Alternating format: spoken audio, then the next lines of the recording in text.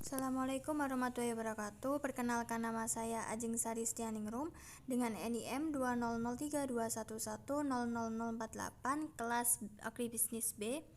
Jadi di sini saya akan menjelaskan sedikit mengenai analisis jalur atau path analyze untuk memenuhi tugas ujian akhir semester metode kuantitatif 1. Jadi di sini ada konsep dasar analisis jalur. Yang pertama, teknik menganalisis hubungan sebab akibat yang terjadi pada regresi berganda. Yang kedua, regresi dikenakan pada masing-masing variabel pada suatu model pada variabel tergantung pemberi respon, sedang yang lain menjadi penyebab. Yang ketiga, analisis jalur bagian dari lanjut dari analisis regresi. Selanjutnya, contoh analisis jalur. Untuk umur responden X1, umur pertama melahirkan, X2, lama penggunaan KB, Y, fertilitas, Z. Lalu untuk hipotesis yang akan diuji, pengaruh X1 dan X2 terhadap Y, pengaruh X1, X2, Y terhadap Z, pengaruh X1 dan X2 melalui Y terhadap Z.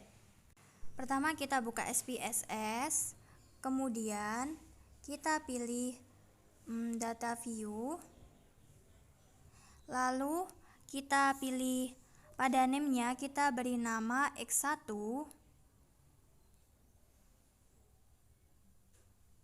lalu X2, lalu Y dan Z. Kemudian untuk labelnya X1 kita beri label umur responden.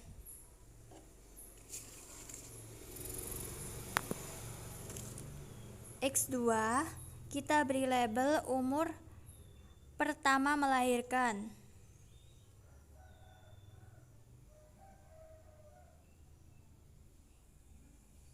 Dan Y kita beri label lama penggunaan KB.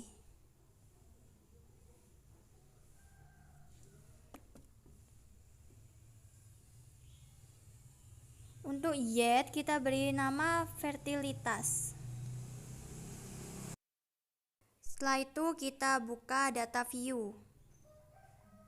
Lalu di sini ada datanya sudah muncul X1, X2, Y dan Z. Lalu kita buka Excel. Di sini sudah ada datanya. Lalu kita copy.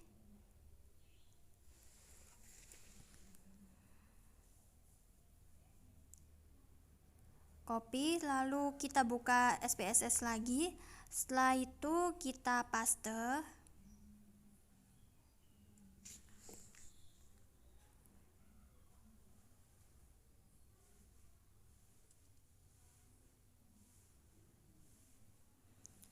Lalu klik analyze, regression, linear. Setelah itu umur responden kita masukkan ke independen. Umur pertama melahirkan kita masukkan ke independen. Lama penggunaan KB kita masukkan ke dependen. Untuk metode kita tetap memilih enter. Lalu setelah itu klik OK.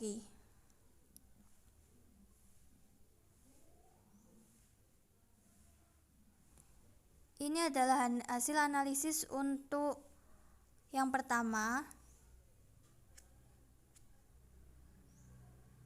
Setelah itu kita ke SPSS, lalu klik analyze, regression, setelah itu linear, lalu kita riset terlebih dahulu.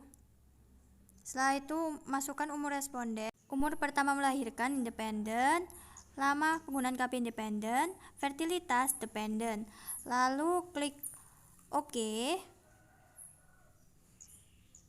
Jadi ini adalah hasil untuk model yang kedua. Jadi yang selanjutnya yaitu hasil pembahasan model 1. Mengacu pada output regresi model 1, pada bagian koefisien dapat diketahui bahwa nilai signifikan X1 0,02 lebih kecil dari 0,05 dan X2 0,08 lebih besar dari 0,05.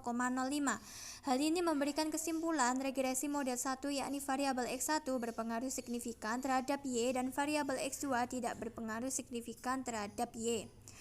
besarnya R² yang terdapat pada tabel model summary adalah 0,333. Hal ini merupakan bahwa kontribusi berpengaruh X1 dan X2 terhadap Y adalah sebesar 33,3%, sementara sisanya 66,7% merupakan kontribusi dari variabel lain yang tidak dimasukkan dalam penelitian. Sementara itu untuk nilai E1 dapat dicari dengan rumus E1 sama dengan akar buka kurung 1 dikurangi 0,333 tutup kurung sama dengan 0,816. Dengan demikian diperoleh diagram jalur 1 sebagai berikut. Umur responden X1 terhadap lama penggunaan KB Y mempunyai nilai 0,432. Lalu umur pertama melahirkan X2 terhadap lama penggunaan KB Y mempunyai nilai min 0,334. Untuk E1 sama dengan 0,816. Hasil pembahasan model 2. Mengacu pada output regresi model 2 pada bagian koefisien dapat diketahui bahwa nilai signifikan X1 sama dengan 0,000 lebih kecil dari 0,05 dan X2 0,001 lebih kecil dari 0,05 dan Y sama dengan 0,342 lebih besar dari 0,05.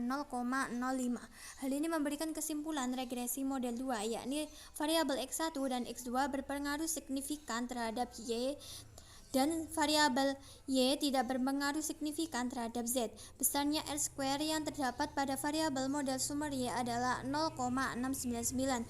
Hal ini menunjukkan bahwa kontribusi berpengaruh X1, X2, dan Y terhadap Z adalah sebesar 69,9%, sementara sisanya 30,1% merupakan kontribusi dari variabel lain yang tidak dimasukkan dalam penelitian. Sementara itu untuk nilai E2 dapat dicari dengan rumus E2 sama dengan akar buka kurung 1 dikurangi 0,699 tutup kurung sama dengan 0,548.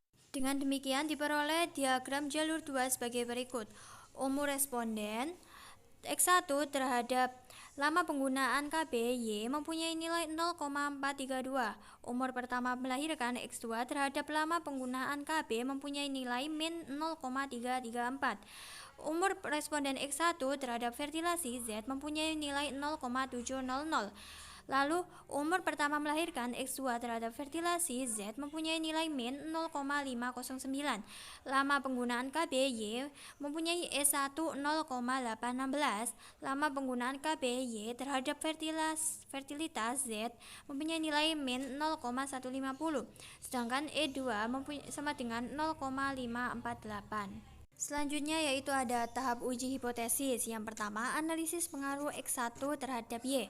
Signifikan X1 sebesar 0,029 lebih kecil dari 0,05 sehingga dapat disimpulkan secara langsung terdapat pengaruh signifikan X1 terhadap Y.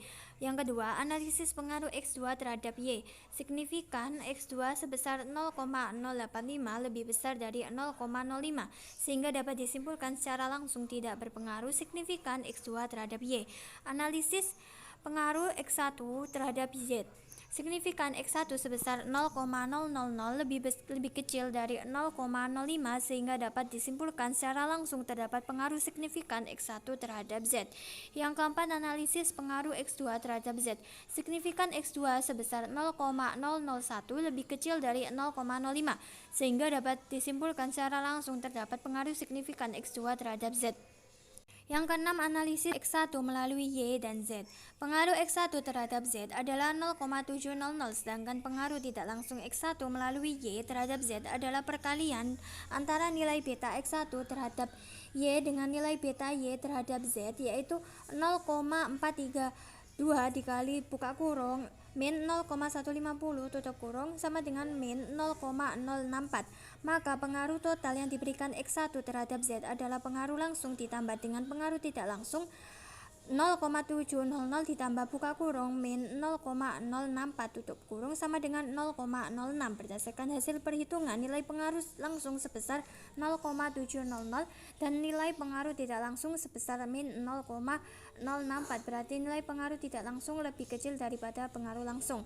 Yang ketujuh yaitu terakhir ada analisis pengaruh X2 melalui Y terhadap Z.